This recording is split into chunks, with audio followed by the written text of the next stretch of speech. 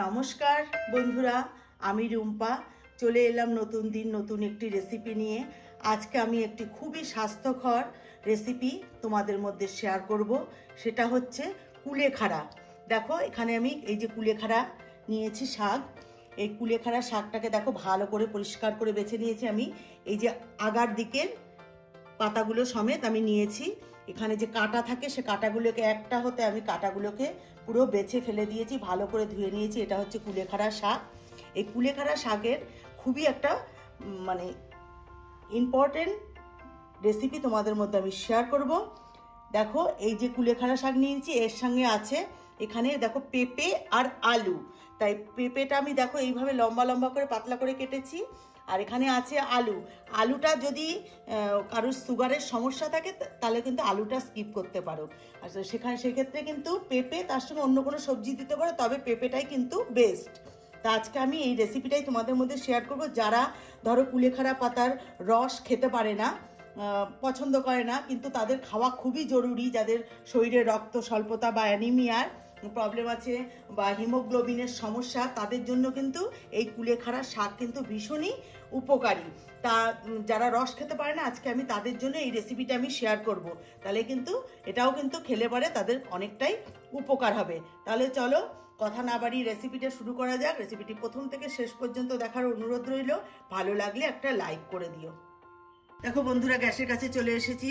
Gas ধরিয়ে আমি কড়াই বসিয়েছি। কড়াইয়ের মধ্যে দিয়ে দেবো সাদা তেল। সাদা তেলটা কিন্তু বন্ধুরা এখানে সাদা তেলই ব্যবহার করবে, সর্ষের তেলটা কিন্তু স্বাস্থ্যকর হয় না। সাদা তেলটা কিন্তু আমাদের জন্য কিন্তু অনেকটাই স্বাস্থ্যকর, তাই আমি এখানে সাদা তেল দিয়েই করছি। আর তেল দেখতেই পাচ্ছ একদম সামান্য সামান্য তেলই দিতে হবে। তেল কিন্তু কোনো রকমই বেশি দেওয়া যাবে না। এবার দেখো এই তেলের মধ্যে আমি দিয়ে দিচ্ছি কালো জিরে ফোড়ন। এখানে কিন্তু কালো জিরেটাই দেবে, কালো জিরের স্মেলটাও কিন্তু খুবই ভালো লাগে। আর দিয়ে দিচ্ছি 4 থেকে 5টা কাঁচা লঙ্কা। কাঁচা লঙ্কাটা দিয়েই করার চেষ্টা করবে, এখানে কোনো রকম কিন্তু শুকনো লঙ্কা ইউজ করা যাবে না। কাঁচা লঙ্কাটা কিন্তু কোনো রকম আমাদের স্বাস্থ্যের জন্য কিন্তু কোনো অপকারী নয়,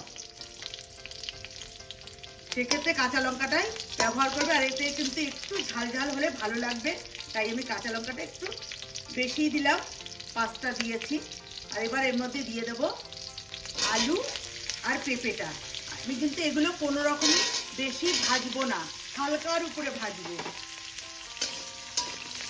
আবারও বলছি, আলুটা যদি সুগারের সমস্যা থাকে সেক্ষেত্রে কিন্তু স্কিপ করতে পারো।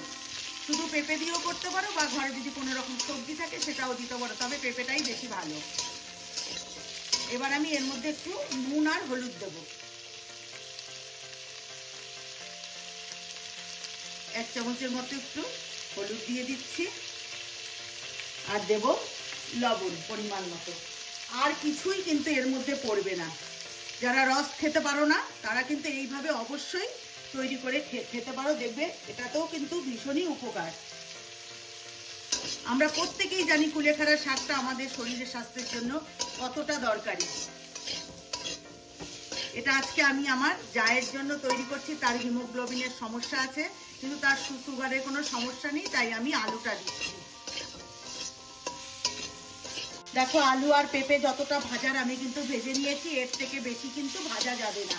এবার আমি এর মধ্যে দিয়ে দেবো কুলেখাড়া শাকটা। দেখো কিভাবে কেটেছি দেখতেই পাচ্ছ। কুলেখাড়া শাকের আগাগুলো আমি নিয়েছি, এইভাবে কেটে নিয়েছি। এবার এই শাকটা দিয়ে দেবো।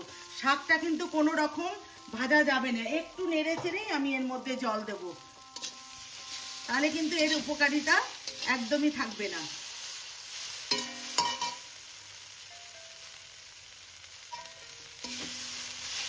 এবার দেখো আমি এর মধ্যে দিয়ে দেবো জল। জলটা একটু পরিমাণে কিন্তু বেশি দিতে হবে, যেহেতু সিদ্ধর ব্যাপার আছে, সিদ্ধ হতে হবে। আলু পেঁপে শাকটাও সিদ্ধর দরকার আছে, এই জন্য জলটা একটু বেশি দেবো। এবার আমি এর মধ্যে দিয়ে দেবো জল। শাক একদমই বেশি ভাজা যাবে না।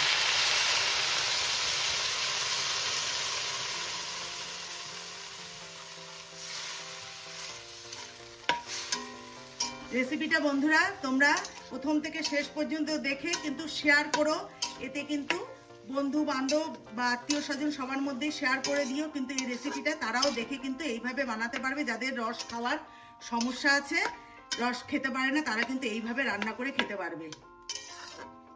কিন্তু কুলেখাড়া খাওয়া খুবই জরুরি। দেখো আরেকটু জল আমার লাগবে।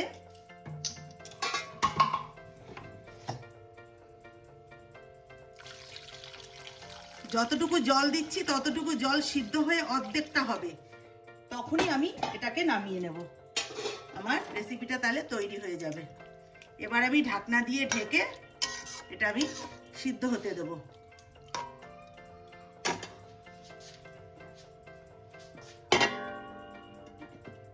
ঢাকনাটা উঠিয়ে নিচ্ছি। আমি কিন্তু মাঝে মধ্যে এক আধবার ঢাকনা উঠিয়ে নেড়ে চেড়ে নিয়েছি। দেখো এই যে আমি এখানে 2 গ্লাস জল দিয়েছিলাম, 2 গ্লাস জল থেকে কিন্তু 1 গ্লাস হয়ে গেছে। এইরকমই লাগবে পরিমাণটা, যে তোমরা যতটা জল দেবে তার ঠিক অর্ধেকটা জল অবস্থায় কিন্তু ঝোল অবস্থায় নামাতে হবে। দেখো পাতা ডাঁট সবই সিদ্ধ হয়ে গেছে, পেঁপে আলু সব সিদ্ধ হয়ে গেছে। এবার আমি গ্যাসটা বন্ধ করে নামিয়ে নেব। তোমরা চাইলে কিন্তু এর মধ্যে একটু চিনি দিতে পারো, আমিও দিচ্ছি। দেখো সামান্য, একদমই সামান্য একটু চিনি দিচ্ছি, আর না দিলেও হবে, তবে দিলে কিন্তু একটু পানসা ভাবটা কাটবে। আর এটা কিন্তু একদমই কুলেখাড়া শাকের রসের বিকল্প। যারা রস খেতে পারো না তাদের জন্য কিন্তু এটা ভীষণই উপকারী। তাই গ্যাসটা আমি বন্ধ করে দিয়ে নামিয়ে নিয়ে তোমাদেরকে দেখাচ্ছি। দেখো বন্ধুরা, কুলেখাড়া শাক দিয়ে আমি যে রেসিপিটা তৈরি করেছি সেটা কিন্তু একদমই রেডি। আমি নামিয়ে নিয়েছি। এই যে শাক আর এই যে ঝোল, এটা যে খাওয়া কতটা উপকার সেটা প্রত্যেকেই আমরা জানি। তা আমি যেভাবে রেসিপিটা তৈরি করলাম, তোমাদের বাড়িতে যদি কারুর এরকম অ্যানিমিয়া বা তোমার হিমোগ্লোবিনের সমস্যা আছে, তাদের জন্য যদি তোমরা তৈরি করতে চাও, তাহলে এইভাবে কিন্তু তৈরি করে তাদেরকে দিতে পারো। গরম গরম ভাতের সঙ্গে কিন্তু ভীষণই ভালো লাগে। তা আমার এই রেসিপিটা ভালো লাগলে একটা লাইক করে দিও, শেয়ার করো, তাহলে বন্ধুবান্ধব বা আত্মীয় স্বজন সবাই এটা জানতে পারবে, জেনে তারাও কিন্তু এইভাবে রান্নাটা করতে পারবে। তাহলে আমার চ্যানেলে নতুন বন্ধু হয়ে থাকলে চ্যানেলটিকে সাবস্ক্রাইব করে নেওয়ার অনুরোধ রইল। যারা করেছো তাদেরকে অসংখ্য অসংখ্য ধন্যবাদ। যারা ফেসবুক থেকে দেখছো, ফেসবুকের পেজটিকে অবশ্যই ফলো করে নিও। তাহলে আজকের মতন এখানেই বিদায় নিচ্ছি। ভালো থেকো, সুস্থ থেকো, নমস্কার।